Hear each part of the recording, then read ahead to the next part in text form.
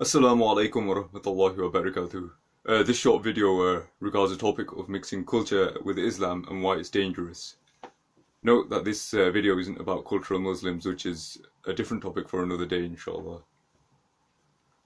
Unfortunately, there are many youths who are confused with what is allowed by Islam and what is from their culture, and thus they see the backwardness from their culture and associate it with the professed faith of their forefathers, Islam.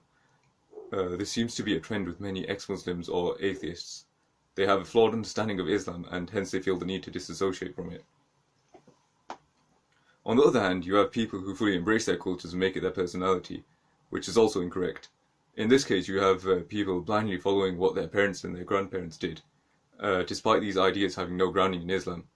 Sure, cultures do have some positive aspects to them which may coincide with what is permissible in Islam, but we must remember that we should not follow them to the core, and I'll refer to you a couple of ayat regarding this. Shakir translation 2:170. And when it is said to them, follow what Allah has revealed, they say, nay, we follow what we found our fathers upon. What, and though their fathers had no sense at all, nor did they follow the right way. So this ayah just highlights how people are willing to follow misguidance because it is a tradition, but we as Muslims must break free from these habits. Even worse, some conflate their cultural values with Islam, either by declaring something forbidden as being permissible, just because of the bizarre reason they view their culture as being holy or respected. Astaghfirullah, this mindset is seen in many people who would carry out unjust or straight up haram acts against others. This thinking is fundamentally incorrect, as evidence in the following ayah, which is translated by Shakir 7:28. And when they commit an indecency, they say, we found our fathers doing this, and Allah has enjoined it on us. Say, surely Allah does not enjoin indecency. Do you say against Allah what you do not know? This specific ayah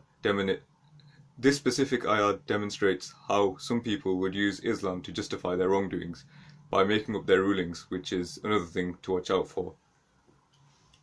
Of course, these problems stem from misunderstanding their faith and general misguidance, for which I'd suggest the solution is to delve deeper into Islam and remember that should someone look down on you for disobeying culture, they have no moral authority to do so if it contradicts Islam. Just to reinforce this point, the pre-Islamic Arabs followed their traditions when they were burying their own daughters out of shame from society, as was mentioned in the Quran.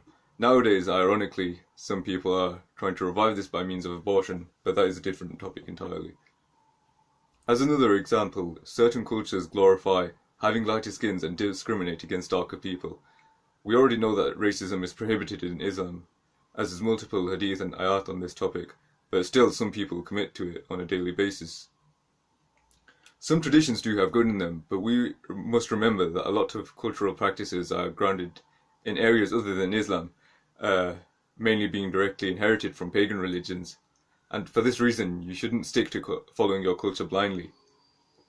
You should yourself ensure that you're able to discern between your culture and Islam, and make sure that you stick with that which is Islamically acceptable. And make sure that you should stick with that which is Islamically acceptable. Abandon the haram practices you may have committed through ignorance. May Allah guide us all and keep us away from committing any wrongdoing. Allah willing, I hope you would have found this video informative. Assalamu alaikum.